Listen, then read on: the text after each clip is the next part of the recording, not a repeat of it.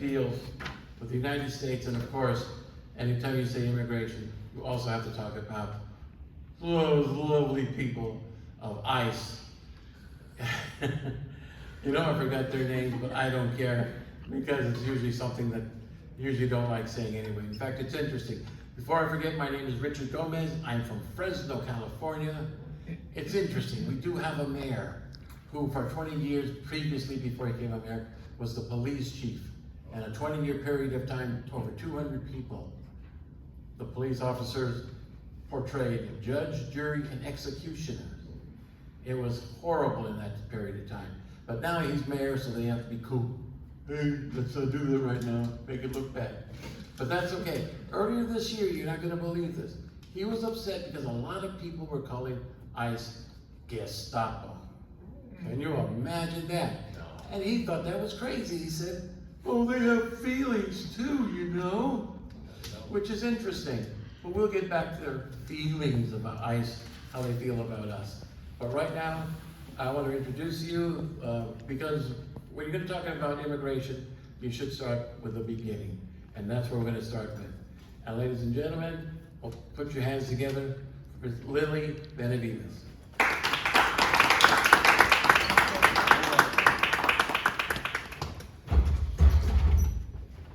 Hello everyone, I'm Lily Benavides. I am currently a co-chair of the Green Party of New Jersey and one of the co-chairs of the Latinx Caucus National. And I am originally from Colombia, living in the United States for 37 years.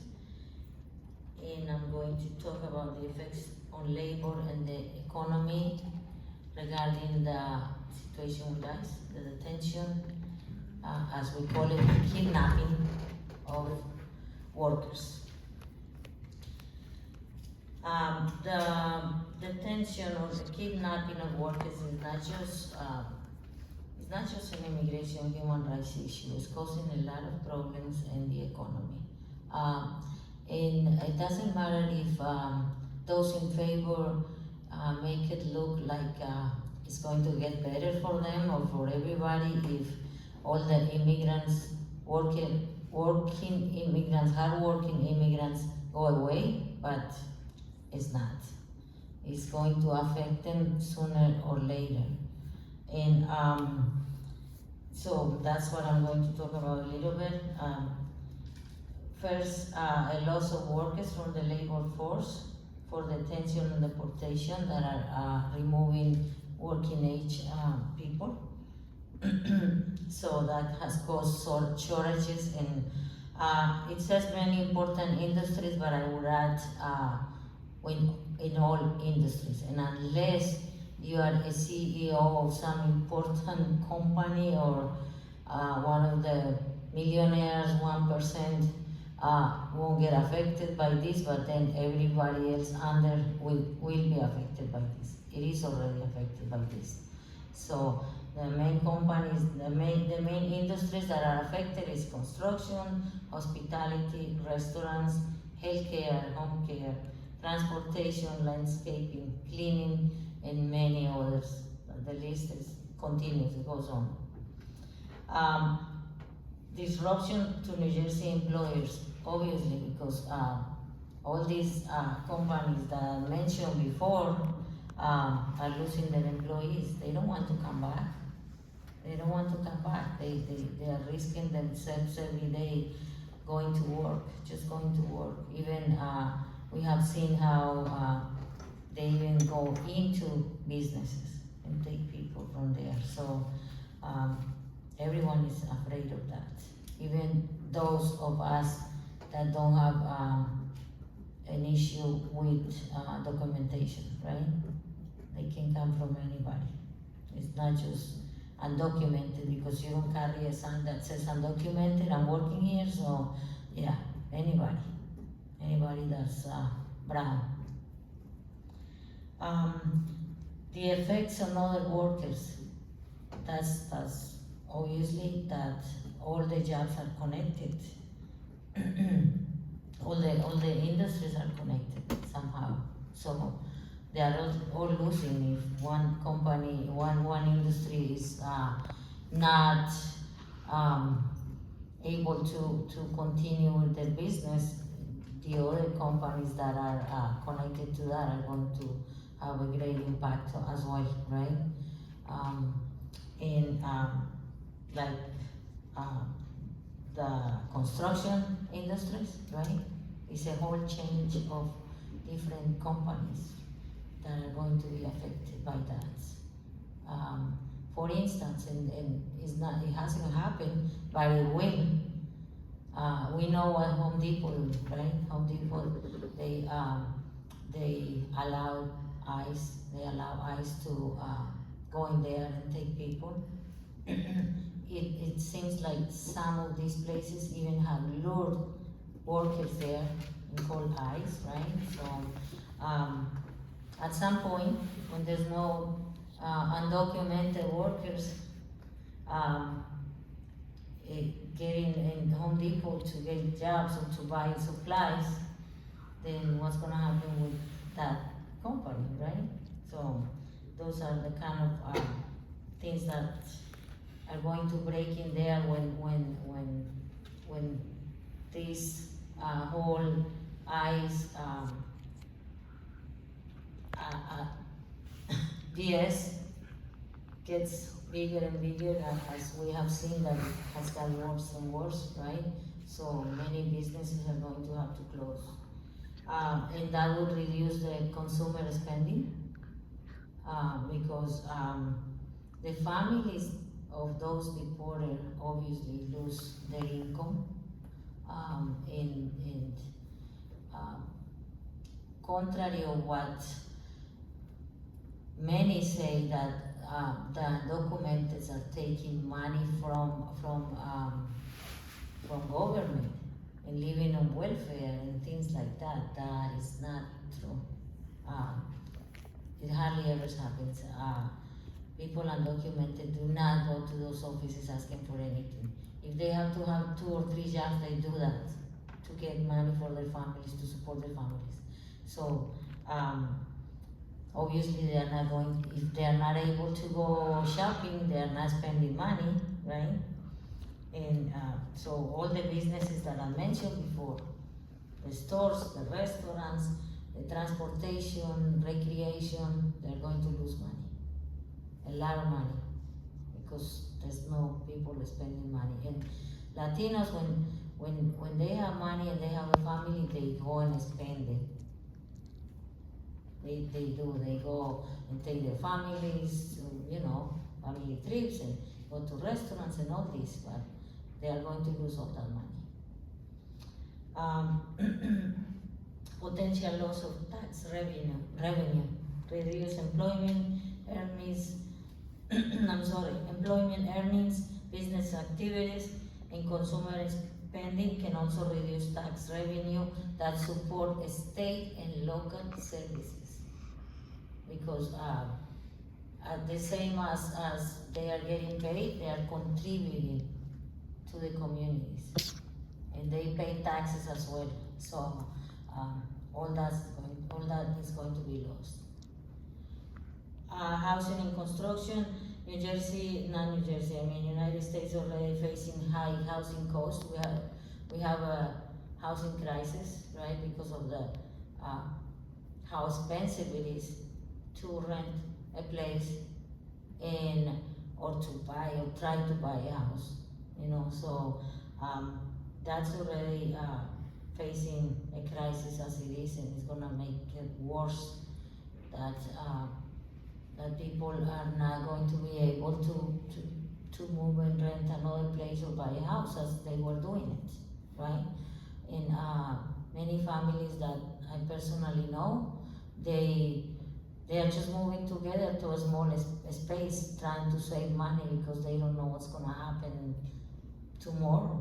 So that's going to affect, that is already affecting housing. Then talking about the labor part of this is how employers have always been abusing undocumented, paying them under the the minimum wage, and many times, more often than regularly, they don't pay them, and then they accuse them of, they threaten them to call ICE, or, they just don't pay them because they know that they are afraid to go and make a complaint about them. So it is already happening, and it was happening before, and the percentage of complaints that go through with the labor departments and that are successful are very minimal, because they don't want to do that. They just rather walk away without money. Talking about detention centers like Delaney Hall, and we have talked to people inside. Some of them, we have a case of this kid that is in there, is almost there for a year, and he lately in the last 2-3 months he started cutting hair in there, so they pay him something, and he started getting $4 an hour, and now they are paying $1. And now, not an hour, a day, I'm sorry, a day. And now they're paying him $1 a day. And that's not working, that's slavery. So that's part of the wider economy impact, right? And all the same as in New Jersey, it's just the same thing happening, right? It's in every state. For instance, we have the consumer spending by immigrants. It was by 40 to 60 billion in 2025, and now it could be between 10 and 40 billion. So it's going down, and it will keep going down. The lower economic growth, fewer workers mean fewer goods and services that can be produced. So it's estimated that immigration changes could reduce 2026 GDP growth by approximately 0.1 to 0.3 percent point. So all that is affecting the economy, as I mentioned, and construction and housing are two of the main industries that will be highly impacted. About Delaney Hall, again, that's the detention center in New Jersey, as we call it, a concentration camp, right? The treatment and extremely low paid labor of people inside immigration detention, and the economic consequences of taking workers out of the wider labor market through detention and deportation, those are the questions that surround the detention centers, not just Delaney Hall. And the fact that, for instance, in New Jersey, the governor and the government, the actual government of New Jersey is not doing anything about this. They pretend that they care about this, and they go and they take pictures and they talk about measures that they are taking, but nothing is happening, and they're still working in there for $1, and that's why they went on hunger strike. And but the consequences were really hard for them and the families. They stopped the visits. They took away the tablets. They couldn't communicate with the families for about a month. They couldn't see them from about almost 2 months. The ones that were not part of the hunger strike, it was a hunger and labor strike, right? Those that didn't take part on that, they were not fed for days. They wouldn't give them any food anyways. And there was something else.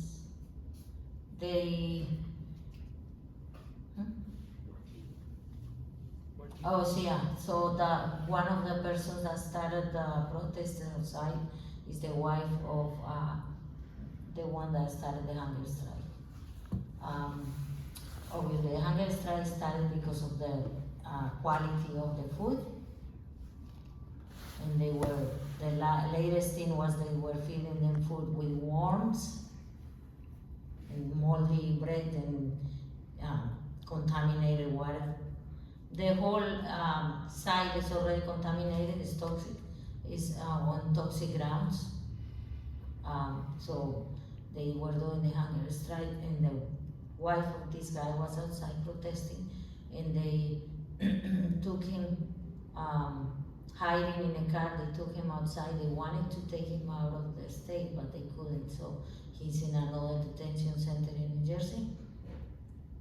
But the other ones kept going with the hunger strike until they couldn't do it anymore, because they were doing all kinds of things to them inside. They at some point they put them in a room and they hit them.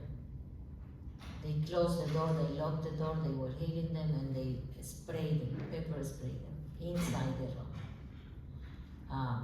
They hit them with batons, and some of them ended up in the hospital.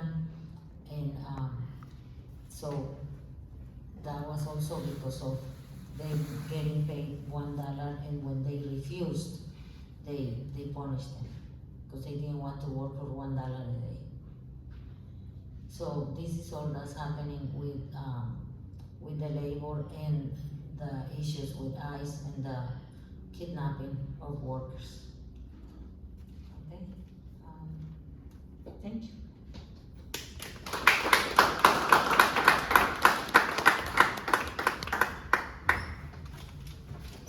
Welcome back again. Before I forget, this is brought to you by the lovely people of the Green Party of the United States. Today is our annual national meeting here in Chicago, and we're glad to see you. The people here especially. Upstairs in room 601, you can come on by and check out everything. Let's see, yes. Well, I mentioned that my name is Richard Gomez. I'm from Fresno. Fresno is one of those interesting places. We have a few ICE stations. In fact, I need to give a shout out to a group of people called Faith in the Valley, as well as the first responder groups who are out there helping them. You see, as Lily just mentioned earlier, they're not treated nicely there. It's as if they're already condemned as criminals. And the money that goes to these concentration camps, well, they're not giving great meals or taken care of nicely. They're sleeping on the floors. They have food that is contaminated, water, and they're beaten. And then they're the lucky ones. When ICE realizes, hey, they're legal. They have a right to be in America. And sometimes they just let them out. They'll just drop them off somewhere in the middle of the night. And these organizations are able to find out when and where and help them. The first thing they try to do is contact a friend or a relative to get them back home. And even though they've been put in Fresno, California, they've been shipped round and around this country.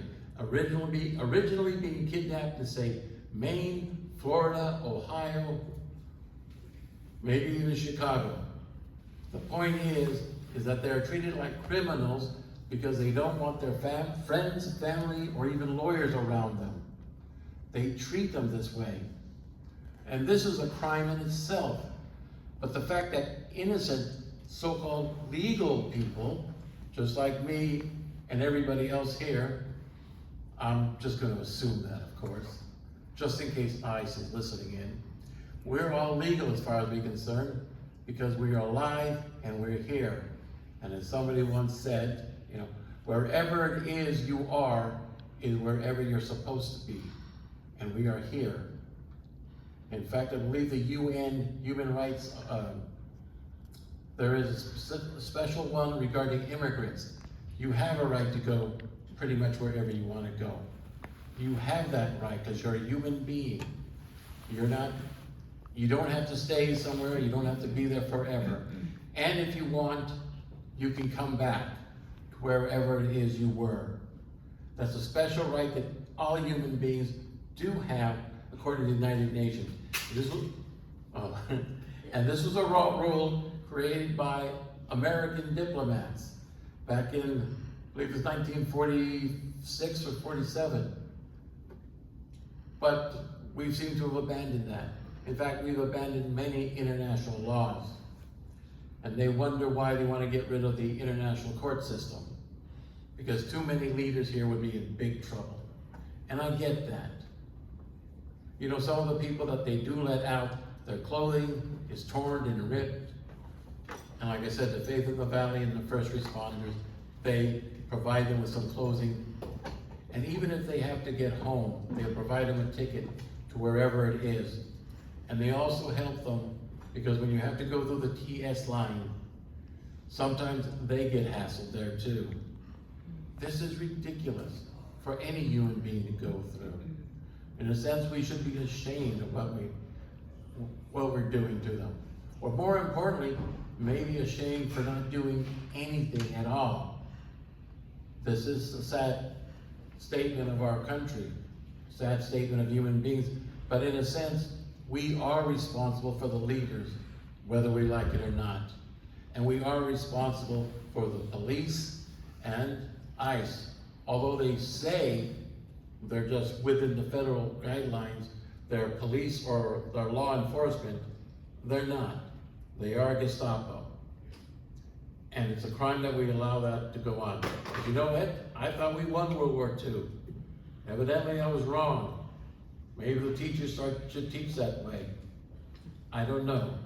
If you're a teacher out there, that's your decision. But be careful.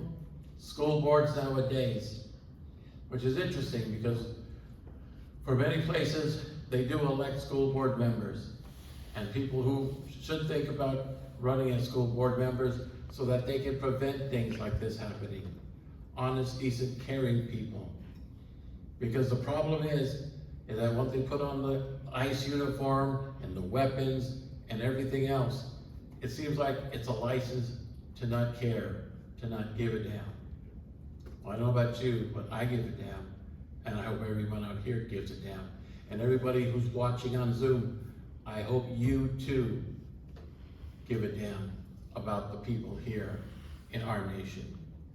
Because it's only as great as the people we have here. For the next presenter, we have a video. You were prepared to... Richard, actually, can we hold off? We're gonna change the order. Oh, surprise. Okay. All right. Give me a clue. Who's next? Raise your hand. Okay, Natalie. Oh, no. Okay.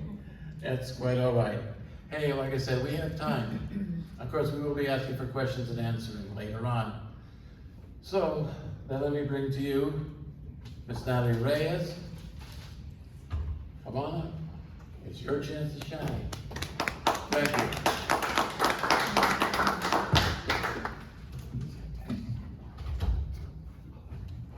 So I bought this shirt to support a LA-based Latino brand, Sin Miedo, which translates to without fear.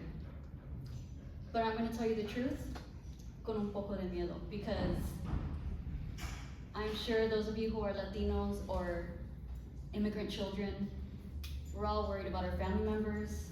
We're worried about those that were even born here, because right now stocks are based on what you look like. And how do you look legal? How do you look illegal? That is a big question. A couple months ago, I think last year, someone I thought was a friend told me all the Latinas could stay, as if he could define and decide who has the right to stay. I'm also American. I don't give you the right to decide for me. I have the right to stay here. Like, I was born here. I'm just as much American as you are. But have you noticed the defensive of people around us to prove their Americanness? Or to prove that they are one of the good immigrants? Some of you might remember the Supreme Court case from last year, Noem versus Vasquez Perdomo, in which immigration authorities were granted the ability to conduct searches based on apparent race or ethnicity, speaking Spanish or accented English, work or appearing to work in construction, agriculture, and landscaping, and my personal favorite, presence at bus stops or car washes. This, to me, is terrifying. What does it mean when they set this precedent about what it means to look American? The case and precedents under this administration have spread fear. I personally placed my mom, my tios, my tias, my primos on Life 365 because I was afraid of them being taken without me ever knowing. And I see friends, other immigrants, who came the right way, who are educated, who are contributing value, whatever that means, who are afraid of speaking other languages in public. But how can we hide our accents? Tell me, Chicanos, how do you hide your pero like? How do Arab Americans hide their inshallah, yani? Like, we all bring a little something into this American melting pot. Growing up in LA, I never felt defensiveness about my Americanness. I truly believed in this vision that I had been sold. But now, I'm afraid. What does it mean when people think that I'm not of here? Where do I belong? Who are my people? I leave you with that question. My speech will be short and sweet, but what does it mean for us? I'm scared, and thankfully we have people like those in the Green Party. And I know that there are many, many more who support us, but are just too afraid to show up. So thank you, everyone here, for having the courage to show up.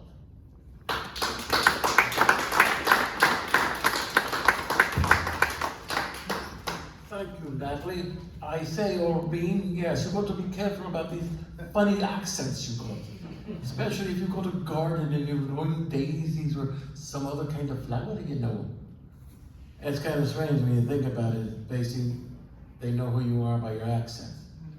Maybe they've seen too many old Hogan Hero episodes to believe that. We're human beings. Okay, we're gonna show, I believe now it's okay, oh good, a 6-minute video of our next presenter and the interesting time he had with the ICE agents.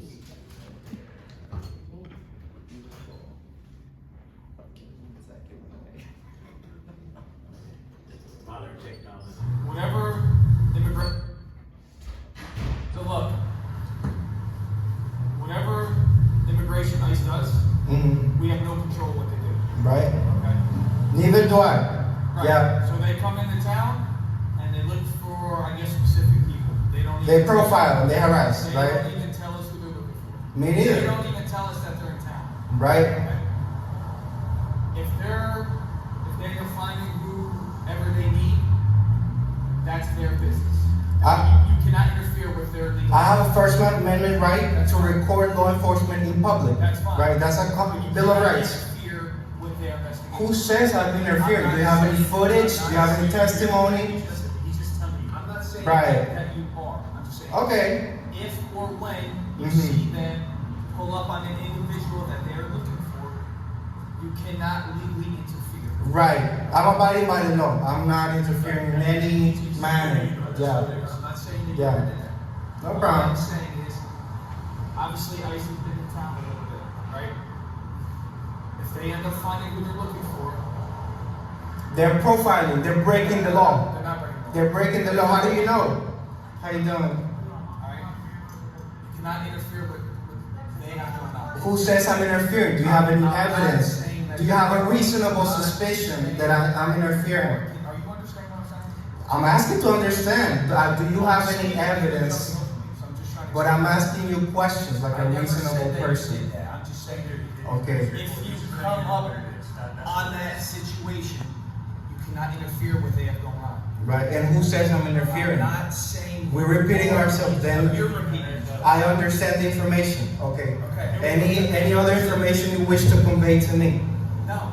No, I'm just trying beautiful. to answer your question. What's your name? Officer Catalo. Oh, Capavo. Andres, nice to meet you. Andres Jinete. Been here a long time, graduated from the high school, and I'm beautiful. I'm gonna be commenting on this at the public comment, just so you know. I'm gonna open request this footage for transparency purposes, and I'm gonna post it in the parents group, in the community group, just so that you know. Okay. And just to clarify, you guys don't have any reasonable suspicion or any evidence that I'm interfering in any operations carrying out by law enforcement, right? No. Okay, cool. That's what I wanted. I'm just saying, if that were to happen, Right. I'm not saying that you did. I'm just saying, if they, obviously you see them in town, you're following them, that's why they got caught. If or when they find who they're looking for, you can, just say they're at the gas station and they find somebody. You cannot go up there and do this while they're doing. I can record within a safe distance, Correct. not Correct. interfering. Yes, that is Right. correct. Right. So if you were here, and they Hello, I'm gonna be the other officer. Good morning, officer. Andres Jinete, I'm recording this interaction. Nice to meet you. What's your name? Officer Ulmer, Omar. ULMER, badge number 25, just to let you know my camera, I'm recording as Okay, well. ULMER, and what's your name, sir, again? Or nice to meet you, pleasure. Okay. This is my information, Officer Mata, just citing for investigation. I'm a congressional candidate. Okay, I'm Officer Ulmer, it's Officer Mata, okay? Oh, I apologize. Yeah. Do you understand the example I just gave you? Yes, I understand, and I'm sure you understand as well that I'm not violating the law in any manner, and you don't have evidence for that, right? So we're in perfect understanding of each other. Okay? All Beautiful. I'm asking, whatever ICE does, do not interfere. But you understand I'm a legal observer, right? And you're, right? And you're not blocking me in, we're communicating, right? You're not blocking me in. Okay. Of course, that's just how we pulled up. Right. Perfect. Then this is great to meet you guys. I'm gonna see you more often. This is legal. I'm a legal observer. I have First Amendment, and I'm not interfering in any operations. Never said you were. Okay. Beautiful. I'm just telling you what all the wonders that happened. Okay. No problem. Whatever they're Okay. doing, like I said, we have no control what they do. Okay. Okay? Just don't interfere with their going on. I'm not saying Yes. that you are, just don't interfere with what they have going on in town. Like I Right. said, they don't know, they don't tell us who Cool. they're looking for, and they don't tell us when they're coming or when they're leaving. Yeah. Just so that you know, as soon as we end this interaction, I'm gonna keep driving and recording, which is within my right, and not interfering with any activity that the guy's going on. All right. Just don't go up, don't tailgate them, because that's illegal. No one is tailgating. I'm not You're saying. saying. Okay. All I'm saying. Do you have evidence of that? Do you not understand what I'm saying? I'm not saying that you are doing it. I'm saying you're doing it. Okay. That's all I'm saying. Yeah, okay, no problem. I'm in compliance, so I don't have no issue with that. I Yeah, lived in orders class 2 months ago, so I know what rights citizens have and they don't. beautiful. Okay? Then let's respect each other's rights, and we don't have no issue. Respecting your rights. All right? That's it. Yeah, no I'm issue. just telling you what not to do, just so Okay. that you don't get in trouble. Is that understandable? No problem. When I clarify, it's good for me. It's good for me to clarify to make sure we're all on the same understanding. You know, nobody I'm just just. trying to prevent you to not get in trouble. Okay, I appreciate that. Thank you for Okay? You for can record all communicating you want, that. but I'm saying, if they are in investigation or they end up arresting somebody, you have to be a certain distance from them. You cannot go up to them and be like this while they're doing the investigation. Is that- Within a safe distance, I can. Within a Correct. safe distance that does not interfere, Correct. I can. Correct. Right. Is that understandable? Yes, within my First Amendment rights to record law enforcement in public, I can do that. Yeah. At a certain distance. Mm-hmm. You understand? Yes, I understand that. Yeah. That's what what we've been doing. Correct. Right. At a safe distance. Right. Correct. Mm-hmm. Yep. That is perfectly legal. Yes. 100%.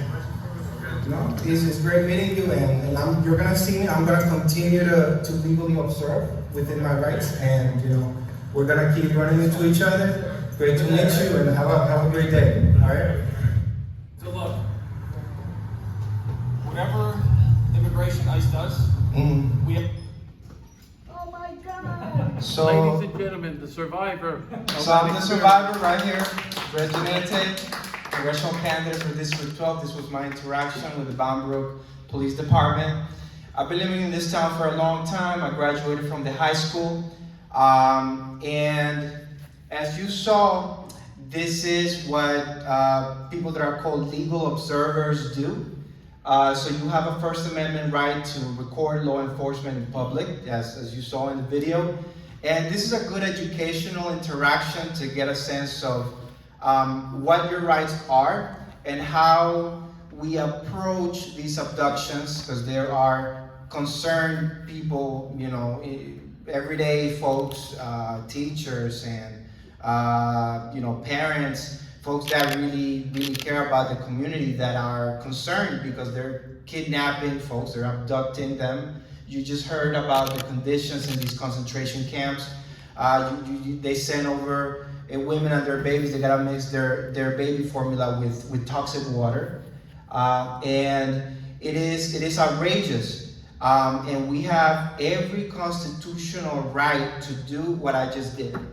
And there is no world where this is a normal interaction between law enforcement and a resident, right? Because when you have 3 officers and 3 cruisers that pull up in a small parking lot, they occupy like 3/4 of the freaking parking lot, and they block you in and they try to approach you as if we're having some sort of a civil, friendly conversation that, well, we're just here checking in, making sure that, everything is all right. Excuse me? What is going on here? And it's a level of gaslighting that we need to be very confident and know our rights so we can carry out this type of activity, be a legal observer. And one of the things that I wanted to talk about is that when we are organizing within the community, when we're trying to together in a legal manner, as you saw, try to warn people and organize to protect our families, it is important that you build community support, that you build relations with the small mom and pop shops that are in the area, that you know your business district, that you have a public presence, right? We need to be going to our council meetings, talking about these things that are happening. We need to be very vocal. You can, share on social media. If you're bilingual, this is it's good to use that skill so that we can keep as much of the community informed about everything that's going on. And as you build these relations and as you become very public, that's a sort of protection that you have, that when this interaction happens, these type of interactions, someone is going to talk to the police chief about this thing that just took place. And people were rightly very upset about it. There were obviously, you're always going to have people that feel very strongly about the police department, and that's fine. But we have to be relentless about our rights. You can't give a single inch about your constitutional rights. And that's something that we need to be very clear about. Another thing that I wanted to touch on was that as we are, as we gather together, as we talk to different stakeholders and different people in the community, as we get buy-in, right? There are different ways to talk to different sectors to get them to be on your side about the situation. Something that I found was very successful with more conservative-minded people was that I talked to them about the effect this was having in small businesses in the area, how this was affecting, the local mom and pop shops that had been there for decades, people living, pouring their livelihoods and their love into their business, and how this was affecting foot traffic, how this could make some stores go bankrupt, and this will have repercussions for the landlords who are the ones who are part of the revenue stream that pay taxes into our town, right? And if people start to connect those dots, that it's not just a Latinx issue, this is not an immigration issue, this is not a foreign issue, but a very, labor and local economy issue, then the conversation changes and you can get buy-in from that conservative sector of the community. Everybody has a love language. You know, I wish I could just talk about human rights and we're all on the same page. But we have to be smart and strategic about how we approach this thing, right? Another, lastly, is, so I've talked about all this, with the observer, okay, outreach. Just to finalize this, we live in a moment where a lot of things that we thought were not possible are happening. This is, as I was talking to someone who did an interview with someone who's doing a documentary here at the convention. This gentleman from Florida, I think it's called Beyond Red and Blue. And I was sharing with him that this is the main civil rights issue, the main labor issue of our times. We are building a sort of a secret police, a paramilitarized police that is unaccountable, that is masked, that has no relationship with the community. I can never have a conversation like I have with these officers from my local police department. I can never have that conversation with ICE agents. They don't identify themselves. They always try to run away. The context to the interaction that you just saw was that I was, within a safe distance, within, call it like 6 car lengths, I was legally observing them, and they approached me in a very aggressive manner, and one of them told me to intimidate me, they read my plate, my license plate, and they announced in their loudspeaker, they said, "Hello, Andres, how's it going?" And I replied back, "Hey, how's it going, brother? I'm Andres Jinete, Congressional candidate in district, how you doing?" And that interaction, as soon as they heard that, they took off, right? Because they can't have these conversations like any other law enforcement agency. They can't have that because they're not meant to be that. They're meant to be thugs that go into our communities to get votes and to sell, via a strong law enforcement image.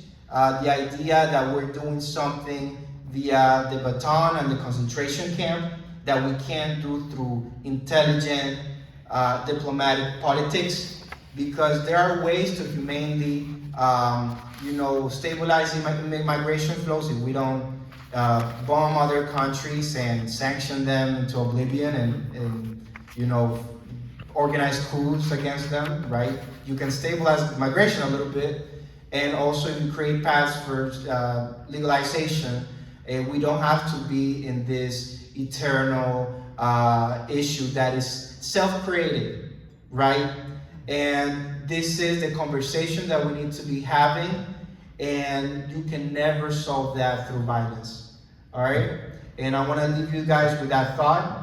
I believe my partner Richard is gonna talk to us about amnesty, and we're gonna see where we go from here, because this is not a normal situation. Nothing about this is typical, and we're headed to some dark times if we don't stop this situation. All right, and thank you so much for listening to me.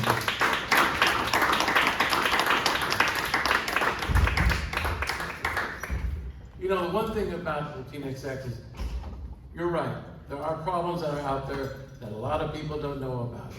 I mean, people in smaller towns in different areas, or they think, well, we don't have those kinds of people here, so we shouldn't have to worry about them.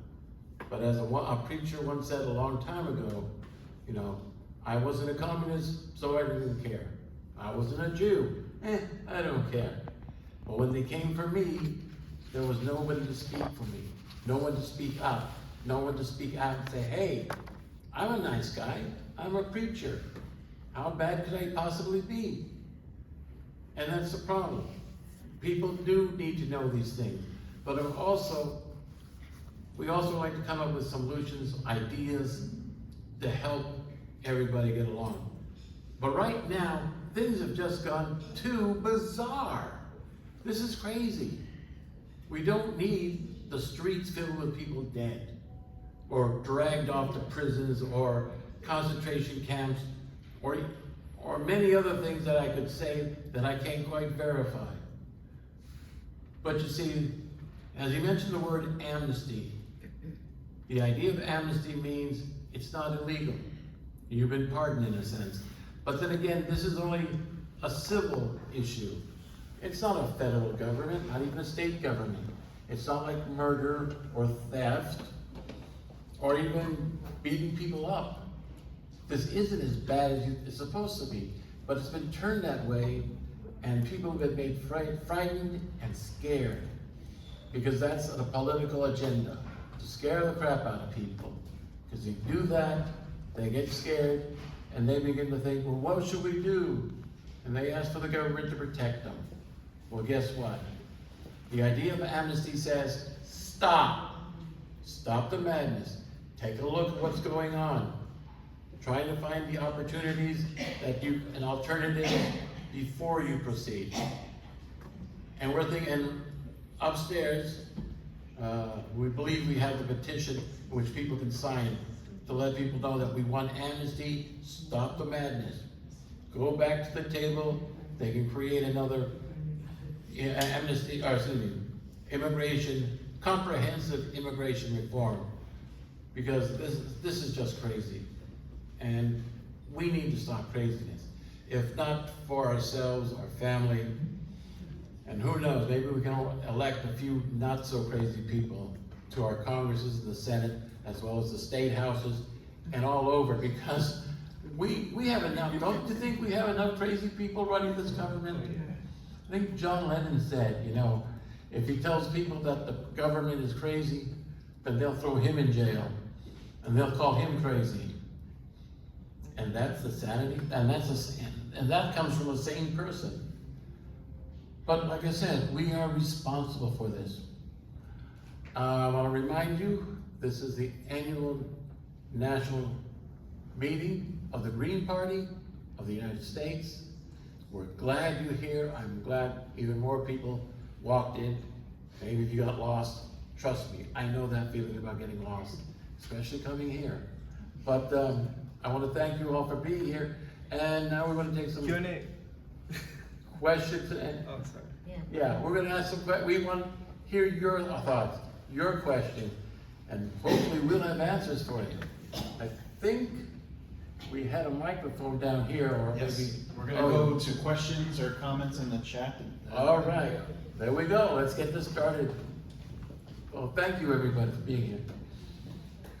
We don't have any questions in the chat. I just wanted to read out the comments that have been coming in through it. Go right ahead. We have one from Terhow, Eugene's Deb's hometown, saying that a local Mexican restaurant, a manager of a local Mexican restaurant was abducted out there and sent to Louisiana. Elizabeth Green was talking about housing construction and how it creates a lot of CO2. The real problem is with vacant housing and how we can reform that.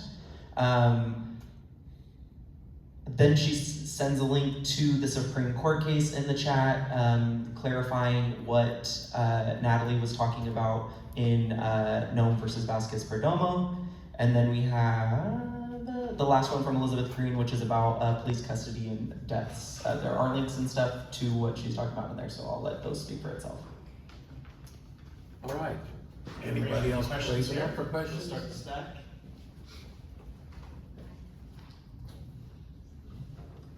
Hi, I just wanted to add something.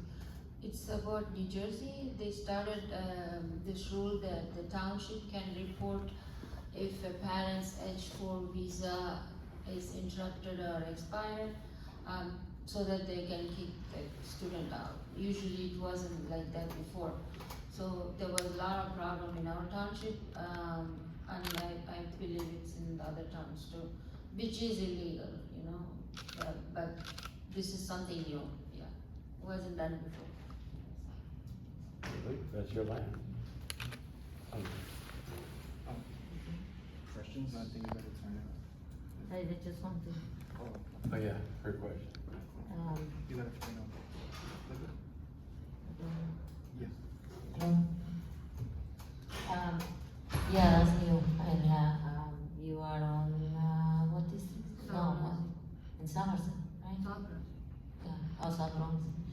Yeah, we haven't, I know you told me about that, but we haven't heard about that on the other areas of New Jersey. I have not. With groups from schools, with teachers, and my son is a teacher. No, they haven't. It hasn't spread to the whole state yet, but if it starts there, and that's when we have to stop it before it gets bigger, right? And that's why it's so important to keep an eye on the boards of education, because there's some real awful people that always want to be part of the boards of education, and there's a fight every time that there's elections, and believe me, we've been on those meetings, and they are awful, and they just want to come and take away, and we will be in big trouble if these people become elected for boards of education in a big number. So we have to keep an eye on that.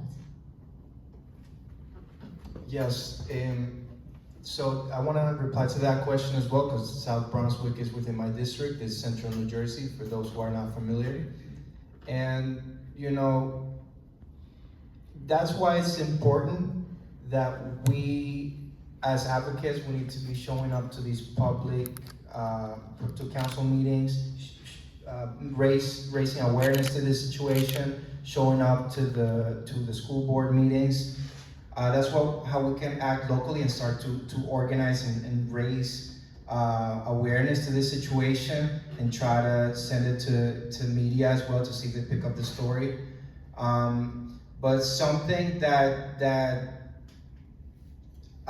really a concerned representative could do is to show up themselves. There's nothing that speaks loudly about caring about an issue like this, like showing up to somebody's school board, or sending a letter, or reaching out and giving a phone call to some of the administrations that are carrying out this in the different school districts. And this is a practice that has to stop. Okay, students are students, kids are kids. Okay, and there's a red line there. We have no business enforcing immigration and trying to be DHS at the local level. Like, what the hell is this? And we need to protect students and keep them safe. And no one needs to be investigating into the legal status of this student or that student. That is immoral, and that is beyond the duties and the capacity of any administration in any school district. So that shouldn't happen at all. Thank you. Next question. Hey Andres, can you give us a little background as far as timing-wise with your little interchange with the local police as opposed to your interactions with ICE on that day?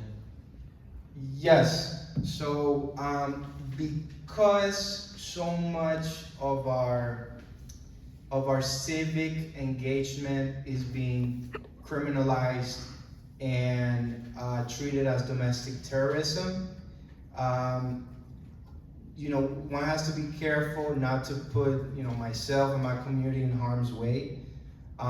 So I don't wish to give too many details about that, but just in a general manner, there was a big operation taking place. You personally that day, timing-wise. Timing-wise? When did you have the interaction with ICE before the police showed up for you? Right, so this was at 8:30 in the morning. Let's see, ICE was active since like 6:30, 6:45. People because we flooded that town with whistles, and so whistle kids, and with educated people that, you see ICE, blow the whistle, call the hotline, you see ICE, right? We've kind of made that, kind of like hammered that into people's heads, and really distributed a lot of material. Because we have a history of organizing, this is not just coming out of the blue now. We've had, more than enough time to build a momentum and an awareness, right, to the point where people are very aware, and they do, when they show up like this, ICE, People come out now, they record, they are a little bit less afraid because they see us as well recording, blowing the whistle, so other people from the community join as well. So this interaction was, ICE was around like 2 hours prior, just driving through different parts of town, and we're just recording everything. And at some point, because they got upset because they took 0 people that day, they chose to call the police and tell them that we were approaching them when they were approaching us in a very aggressive manner, in a way that can put us in danger. And you know, I'm happy I am not a René Nicole Good right now. You know, I'm happy that I'm able to share this space with you guys, and I don't have a bullet in my stomach, or I'm not in a hospital right now, and I'm here in Chicago with y'all. But this is not safe, and they try to call the police. The police need to be better trained with this situation, and with the public outcry. I'm hoping this is not going to happen again. And we're wearing visible vests now, and this situation is going to be different hopefully in the future. We have two. Oh, I'm sorry. Go ahead. Go right Two ahead. Next. questions online, just so you know. Oh, I got yeah, I just want to add one two little others. thing Okay. real quick about the police. The police in New Jersey, they are collaborating with ICE. They deny it, and there's a law that passed recently that they are not supposed to be doing it, but our dear current governor and her administration is not enforcing that. They have not just that law that passed, but the ITA, the Immigrant Trust Act, but also some small regulations here and there that they invented, but they're not enforcing that, so they don't care. Next question. Next question, please. Yeah. How, because ICE isolates smaller communities, communities of color, how would somebody that looks like me get my community involved? Is there like any resources that maybe you could have somebody from outside the community who's not so concerned about being, checked or their IDs, scanned or anything like that, to where we could insert ourselves in a way that protects communities and the people around us?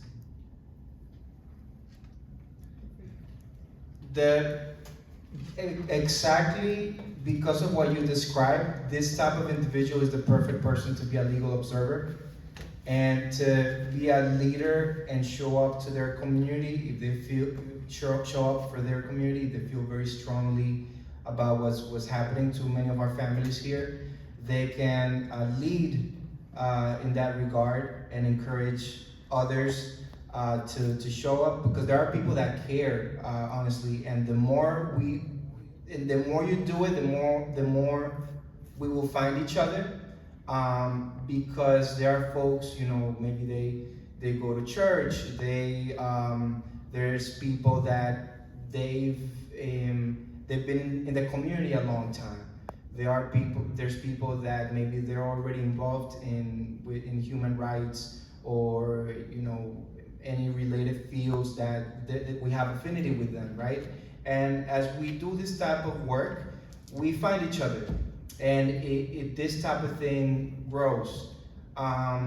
It's very important to just begin to do a little outreach, and to make sure that we're trying to talk to our communities. It's not, the trust issue is going to be a factor, but as people see us and as people get more familiar with us, that's going to be less and less so, and that's how we can begin to build.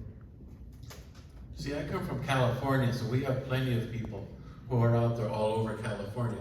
But I believe that they're talking about other states where they don't have it. Now, I knew there was something I forgot. There should be a national hotline for which people can contact. If anybody has that phone number, we'd like to hear it. if not national, at least local, and perhaps they can contact other places for wherever this person is at and wanting to help, because that's the first step. You gotta wanna help. Well, we appreciate that. Anybody have that number? I have one for New Jersey. That's a good start. Yeah. New Jersey's a great place to start. In different states are going to have different organizations. So the key term for what we saw here is called, I guess, legal response is the key term that we hear. I call it legal observer just to give it, clarify certain things because, we live in such crazy times. But rapid response is another key term.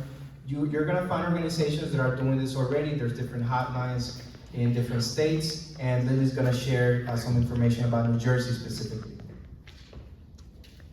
So here we have a card with know your rights information. This one is in English, but it usually comes in English and Spanish. And it has a QR code that goes to a website, and they have all kinds of important information in there. This is for New Jersey, right? And there's also a phone number. The organization is called DIRE, and it's a coalition of immigrant rights organizations. And you can call this number. If you see ICE, to report ICE anywhere, you can call to locate people that have been detained. And family members can call here if they need legal aid. And many other assistance that they need, they can call this number. I'm on the rapid response line. I answer those calls.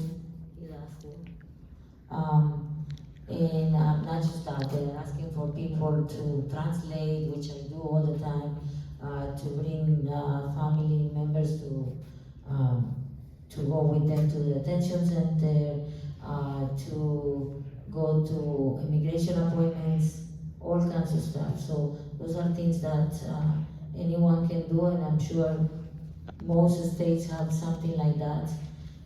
Here is a map of New Jersey and the different areas and the organizations that work with DIRE. So I'll give it here if you guys want to take a picture of that and get ideas for your state, right? And New Jersey Greens were key in completing the map to cover the whole state. So New Jersey Greens were leaders as well in helping get coverage to this legal response initiative in New Jersey. Could you give ahead the number from New Jersey?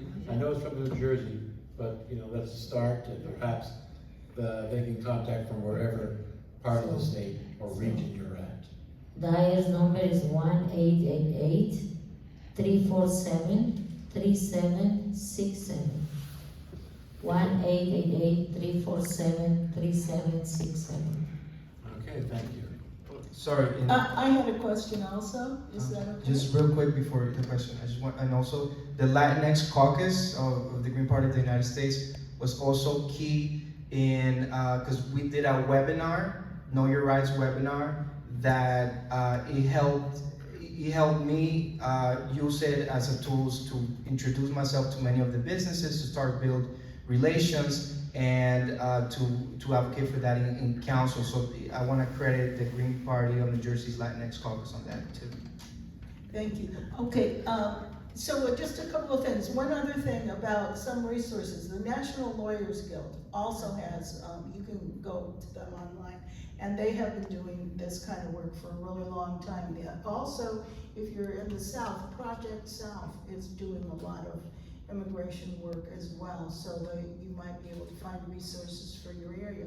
But one thing that I wanted to mention, and one discussion we've been having in the Latinx Caucus, is how do we solve these problems? What are some real next steps? And we have been talking about possibly endorsing this petition that is calling for amnesty for undocumented immigrants, amnesty and comprehensive immigration reform that has a path to citizenship. Now, it's not like DACA, where you pay a lot of money to have an iffy situation where they can round you up pretty much any time. So one group that is actually doing that We don't have the petition here, but you can go online. It's the Farm Labor Organizing Committee, or FLOC. It's flock.org, I believe. You can go to their website, and on their first page is a petition that you can sign, that they will take that petition and they will take it to legislators. And what it does is it calls for amnesty for undocumented immigrants, and it calls for comprehensive immigration reform that leads to a pathway to citizenship. I think that those are some very necessary solutions, because it's not going to stop unless there is some changes in the laws. And if you remember, I don't know if y'all remember, but the last president who did a massive, and this was millions of people, immigration amnesty was Ronald Reagan. And, you know, I mean, if he can do it, I mean, honestly, he saw the handwriting on the wall that this is a healthy thing to do for our country. And I think that's indisputable. So I would just put out those resources, and you can look them up. Just go online, floc.com or .org, I don't remember, it's .org. And, but I think it'll come up either way, and you can come up with that petition, and I encourage folks to sign it. Thank you. Thank you, Anita.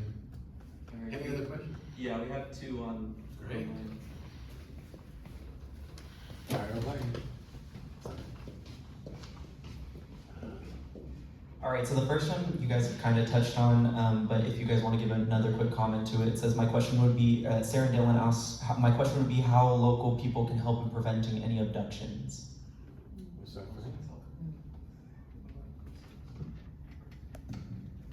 Oh, that's a very difficult question. I don't think we have an answer for that, because people are already scared as it is, and the only way to stop this is that they never go out.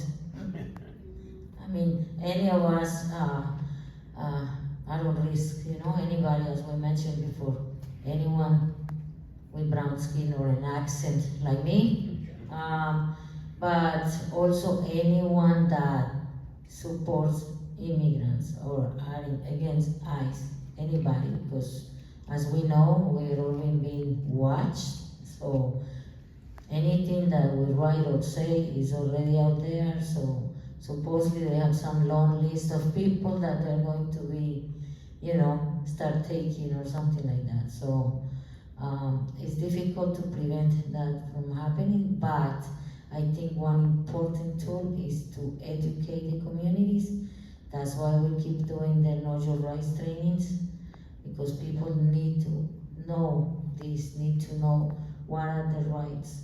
And we have seen cases where if they stop someone and they show this, or they say, I know my rights, and they start to say their rights, they kind of back up, because they understand that that person knows what the rights are, and they don't want to face the consequences. Some don't care, because we've seen both sides, right? But it is a good thing to know for everyone, for everybody. Well, actually, there are groups out there. For example, I mentioned Faith in the Valley and first responder groups from where I'm at in Fresno, California, as well as many other places have very similar groups. Sometimes they're easy to find, sometimes not. But if you can't find one, then make one yourself. Get a hold of other people saying, hey, we can't allow this, we cannot wait. And they come knocking on our door saying, open up, we want to talk with you. Because you should never open the door to ICE until they at least show you a warrant that was written by a judge. Because if they can't do that, if they can't slide it under the door, they can't show you, they have no right to bother you. So, yes, there should be groups out there, if not local, maybe even farther away, but you can always start one yourself with family and friends members. Also, I'm going to jump in here. I'm going to respond to some of the comments that Lily made, and I think to address your question as well. So there are organizations in Chicago, for those of you who are local, and very specific things that we could do. During operations, people are afraid to go pick up their kids. right? Because people are waiting. Sometimes you're afraid to go to the market, do grocery runs. You were talking about like, how can we support? There are lots of organizations, typically in like more Latino majority neighborhoods. There's Logan Square, there's Pilsen, there's Little Village. You can just make it difficult for ICE. Like, send the message to ICE. We're with these people, you need to step back. Another specific thing that we had talked about among the caucus members was we wanted to teach business owners, hey, if you, let's say, are American, or if you're white, or whatever, you can tell ICE, you're not welcome here. This is a private establishment. We don't want you here. You can protect your workers. So there are very specific things that we can all be doing, and these are just a couple. Yeah, I just want to say you cannot 100% prevent ICE abductions. We've kicked them out twice. Last time, as I was sharing, this is within the last week. They abducted 0 people, and the time before that, the people from the business district and other folks in the neighborhood came out, recorded them. Where it was very public. People were blowing the whistle constantly, and that prevented. They ended up leaving the town, and just in the last week, like I told you guys, they left 0 people abducted. I talked to different sources. They had to go over to the next town. But look, anybody can do this. You can always organize your community. This is a task that takes love, that takes perseverance, that takes showing up, that takes building trust. And nobody, this is not nobody's special in the sense that, like, when I would show up to the council meetings at the beginning, I would stutter, and Barry knows this, I would shake. No one is born knowing everything and doing everything right, but it takes one step at a time, and being patient, and anybody can do this, and this is what love does to us. It transforms us. When you serve your community, this is something that changes you, right? And you become what you need to become so that our families are safe, and that's what each one of us here should be doing. Next question, please. We're out of time, so I'll make this the last one. Should Green support fines or jail time against employers who hire illegal immigrants knowingly or not? Go right ahead. 100%. I would say this, we've been in Delani Hall many times. In these talks, I could say something else. That work there, they dare now to come out of that place to hit people that are protesting outside and to pepper spray them. So, this is what they do to the people protesting outside that are usually white people. So we are not seeing what they do inside. They do all kinds of stuff to the people inside. So they deserve to be charged and stay in jail for indefinite time when this is done.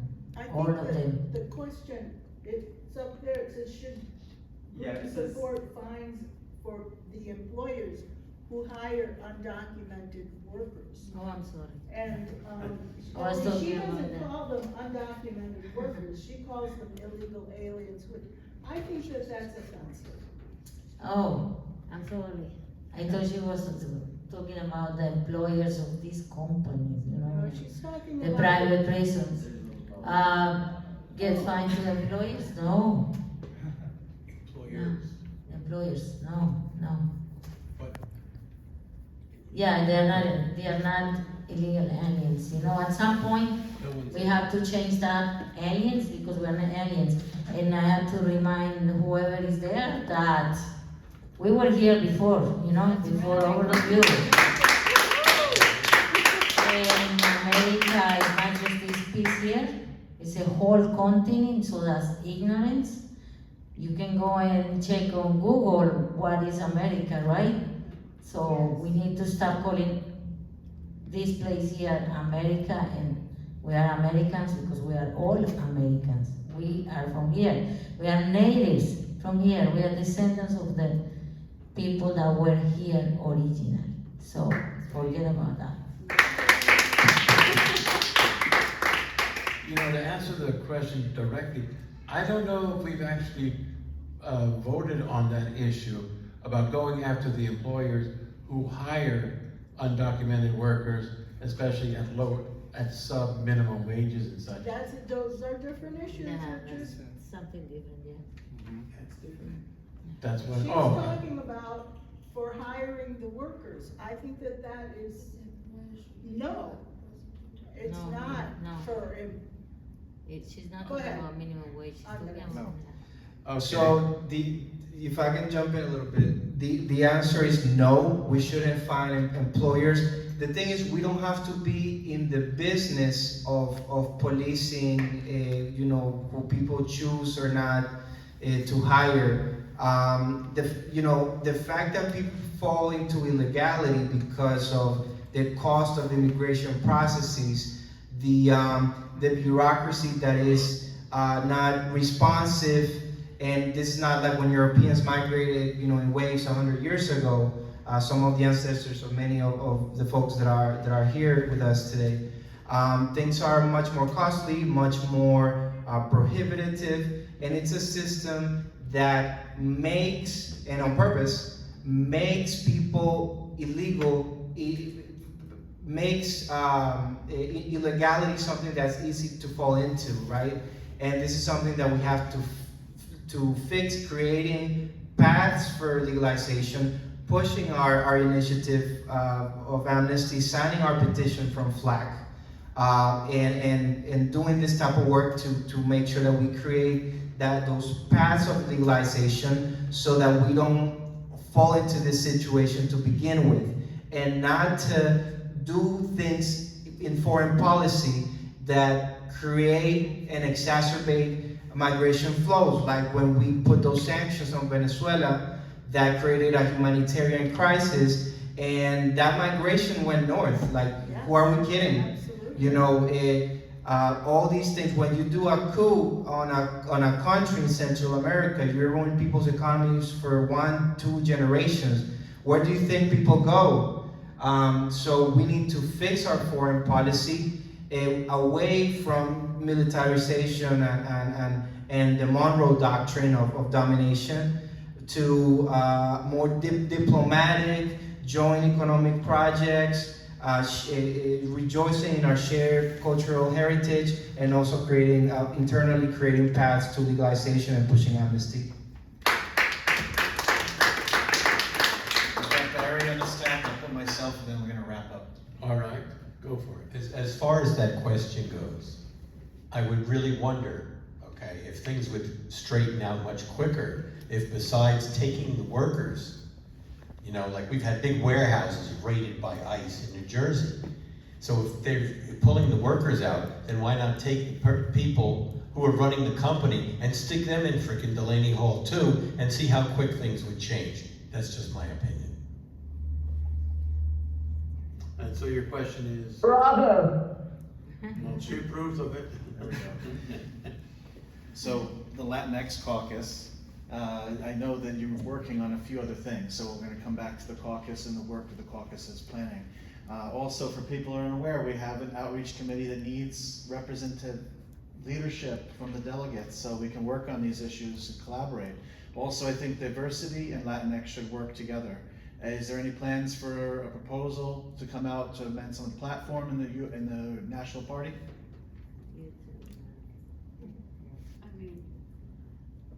We're working on it. So I would actually say, we started talking about this last year, and we actually reached out to the new Arab Muslim American Caucus, Yes. as well as the Black Caucus, and we were trying to find ways to collaborate together. as you know, many of us have mentioned, this issue is not a Latino issue, right? Just like, you know, a lot of times policing or like brutal policing practices are associated with the Black community. It's in everyone, right? It's an all-American issue. Likewise, right? We have so many commonalities, so many similar situations that we're facing that we see a lot of like room or opportunities to work together. So I would say this is one.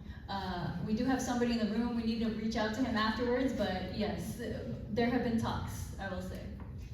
Andres, I don't know if there's something you want to say. Yes, so as far as what you mentioned, how all of these issues are intertwined and it's not a Latino issue, the first person, I believe, one of the first people that were killed in New Jersey, his name was John Wilson Brutus, Haitian American. He, you know, this is a Black resident in our state, you know, and he died within 24 hours of reaching the ICE facility. Many rapid response groups also do police watching. They also sometimes get a call, and I know folks in the Mercer County area, Resistencia en Acción, do that type of stuff.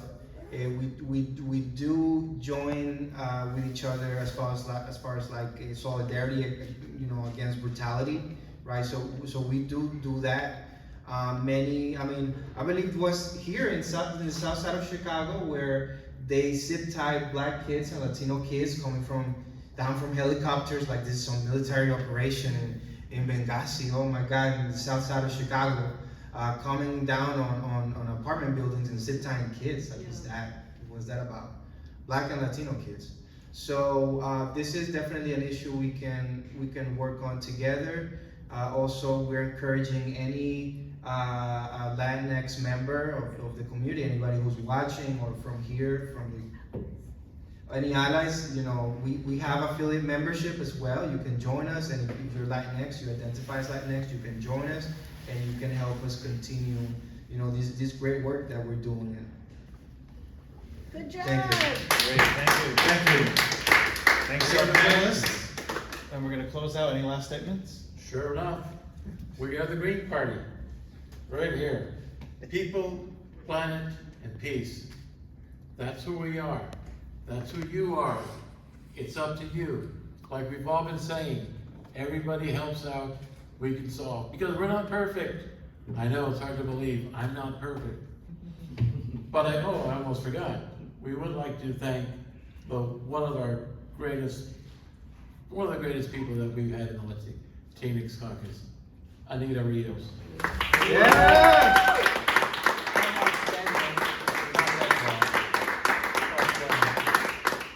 Thank you, you know, literally from the beginning. She has been there and are very strong. And we can always use people like that. And even if you're not as strong, that's okay. Like I say, we're not perfect, but we together can do a lot of great things. We got problems, but we can solve them. And don't worry, we have the rest of our lives to solve them. So remember, we're Latinx, the caucus, you're human beings, we're human beings, let's work together. We don't have that thing. I'm glad you reminded me. See how wonderful she is. So ladies and gentlemen, thank you very much for being here, especially those who came in later, who got lost. It's a great place to be here. It's also a great place to be founded. When is our next meeting? Do you want to tell them, or is that still a secret? It's up to you all. What would you all like to have a caucus meeting? Well, The usually, Latinx Caucus. as a usual one, we We were usually talking, our next meeting, you mean online? yeah, the regular one that people can, if they're interested, We they were can. thinking of trying to meet here. I meant on the phone online, monthly. The regular meeting. First Sunday of the month. So the first Sunday of every month, we meet, we have a regular meeting, and you can attend those meetings. Anybody, like I said, we have affiliate membership, and we open to people that are Latinx identified. So August 2nd is going to be our next meeting, and I believe, do you have the website, Richard, or does anybody have the website? I think you can sign up for Yeah, we have more sign up information. upstairs, 603, 601. In 613, we have, I think we have a sign up, I believe. I mean, we have a combined table. You can, if you're here, present physically, you can swing by. I think it's 615. It's like the main, 605? 605? Okay, well, yeah, well, we have a table. Everybody in the sixth floor. Sixth floor, you can't miss it. It's, straight center. We have the green carpet there. You can't miss that. Oh my God. So, New Jersey, it's a shared table between Latinx Caucus, New Jersey, and Jinete for Congress campaign. So anybody can swing by and sign up and get more information on the Latinx button if you so wish. All right, thank you very much. You've been a lovely audience. Now we have to say goodbye before they throw us out.